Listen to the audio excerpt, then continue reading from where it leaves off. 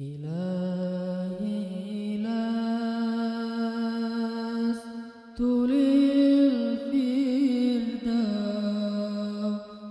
أهلا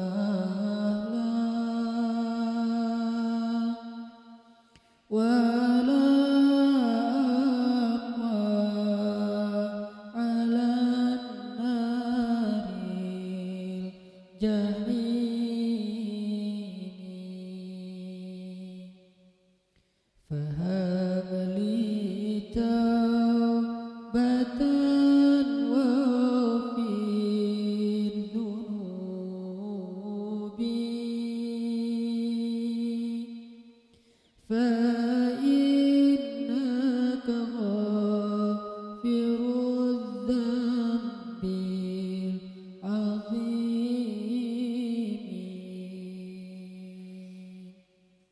Teman-teman sekalian, bait-bait kasidah itu ditulis dan dirangkai oleh para ulama adalah tentang pengakuan dosa seorang hamba. Ketika seorang hamba berada di puncak penyesalan dan merasa tahu diri bahwa dia adalah seorang hamba yang kotor, sehingga dia mengatakan, Ilahi lastu lil firdausi ahla. Ilahi, sesungguhnya saya tidak layak masuk ke surga Firdaus. Saya kotor, saya hina, saya penuh cela, saya banyak aib, saya banyak dosa. Sangat tidak layak saya masuk ke surga Firdaus-Mu ya Allah. Tidak ada satupun amal yang bisa saya banggakan sehingga menjadi jalan bagi saya masuk ke surga Firdaus-Mu ya Allah. Kita harus merasa diri kita rendah di hadapan Allah. Itulah kenapa kita sujud. Dan Allah suka kepada orang yang merendahkan diri di hadapannya. Itulah kenapa Allah suka kepada hamba yang bersujud. Seandainya pintu surga itu terbuka dengan kunci amal solih, saya tidak punya kuncinya ya Allah. Saya beramal solih tetapi belum layak untuk membuka pintu surga. Saya sholat, saya puasa, saya tarawih, saya sedekah, tapi semua itu belum cukup untuk membuka pintu surga karena keterbatasan amal solih saya. Masih banyak kesalahan dalam amal-amal yang saya kerjakan karena saya bodoh ya Allah. Lalu bagaimana nasib saya kelak di akhirat ya Allah? Jika ditimbang-timbang, sungguh kedurhakaan saya lebih sering daripada istighfar saya ya Allah. Saya tidak pantas menjadi penghuni surga ya Allah. Wala aqwa 'alan naril jahimi. Tetapi saya juga tidak akan kuat dengan azab neraka jahim-Mu ya Allah. Karena sesungguhnya tidak ada satupun dari makhluk-Mu yang sanggup merasakan azab neraka. Semuanya takut kepada neraka-Mu ya Allah. Jangankan 1 tahun, jangankan 1 bulan, jangankan 1 hari, sedetik pun tidak akan sanggup ya Allah. Karena saya mendengar sesungguhnya Rasulullah SAW bersabda, azab yang paling ringan bagi penduduk neraka adalah dipakaikan baginya sendal terompah dari api yang membakar kakinya sampai mendidihkan kepalanya. Itulah azab yang paling ringan di neraka untuk orang yang paling ringan berbuat dosa. Bagaimana dengan saya ya Allah? Dosa saya banyak, saya pernah durhaka kepada ibu bapak saya. Itu saja sudah cukup bagi saya mendapatkan azab yang lebih besar di neraka, dan saya tidak sanggup ya Allah.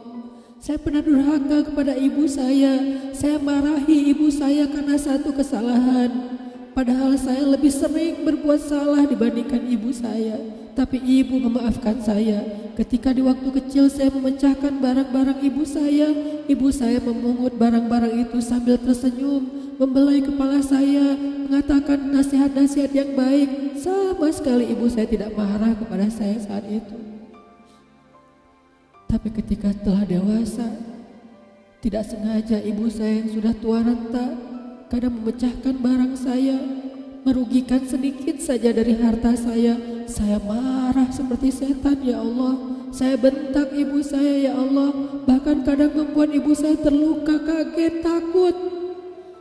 Pantaskah seorang ibu merasa takut terhadap anak yang dia kandung 9 bulan, yang dia lahirkan dengan taruhan nyawa, yang dia susui dengan darah dagingnya, yang dia didik, dia jaga, yang dia berjaga di malam hari tidak tertidur demi untuk menjaga anaknya dari seekor gigitan nyamuk?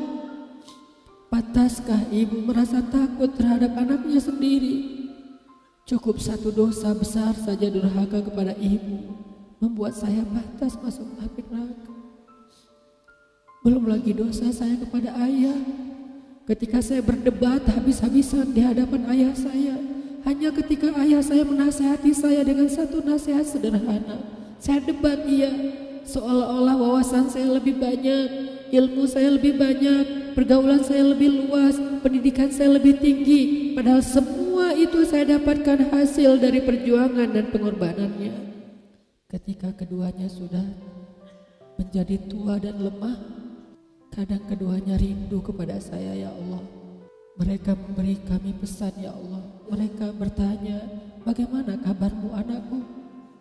Tapi kami tidak peka. Hati kami tertutup dengan ego dan sombong. Kami tidak bisa membaca teks itu dari perasaan mereka. Kami hanya membaca teks mereka dan tidak segera membalasnya. Kami anggap teks dari orang tua kami tidak penting, masih bisa ditunda untuk dijawab nanti sore. Padahal mereka sedang kangen, sedang rindu kepada kami, ya Allah. Mereka tidak mengatakan kami rindu kepadamu wahai anakku, karena mereka tahu kalimat itu akan mengganggu kami. Kalimat itu akan menjadikan hari kami tidak lagi mudah. Kalimat itu akan merusak konsentrasi kami dalam bekerja. Kalimat itu akan menghalangi banyak urusan kami, sehingga mereka menahan diri. Mereka hanya bertanya, apa kabar kami? Lalu kapan kami berbakti kepada mereka, ya Allah?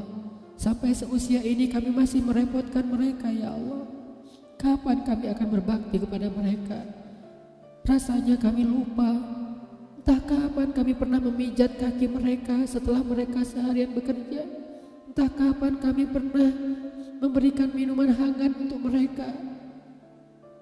Kami durhaka kepada orang tua kami, ya Allah. Bahkan setelah mereka wafat, kami lupa mendoakan mereka di dalam sholat kami. Harusnya kami disiksa di api neraka, tetapi kami tidak kuat, ya Allah. Belum lagi durhaka, kedurhakaan kami yang lain, dosa-dosa besar kami yang lain. Kami pernah bermaksiat kepadamu diam-diam, ya Allah. Kami pernah berbuat dosa diam-diam, dan padahal kami tahu itu dosa besar.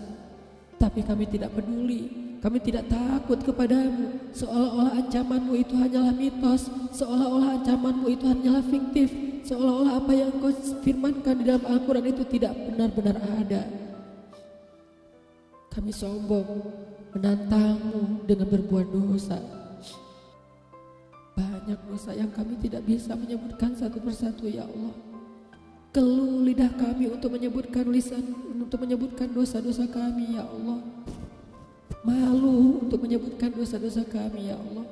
Tidak ada yang bisa kami harapkan darimu selain Engkau terima taubat kami, ya Allah. Fahabli taubatan, beri kami taubat yang nasuha, ya Allah. Terima taubat kami, ya Allah. Kami belum berani meminta surgamu, kami juga tidak akan kuat dengan nerakamu. Kami meminta, terimalah taubat kami, penyesalan kami, janji kami untuk kembali kepadamu, memperbaiki diri.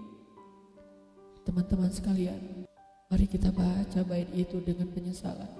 Kita baca bait itu seolah-olah kita sedang curhat kepada Allah Subhanahu wa Ta'ala. Ilahi las fidausi ahla wala aqwa ala nari jahimi fahabli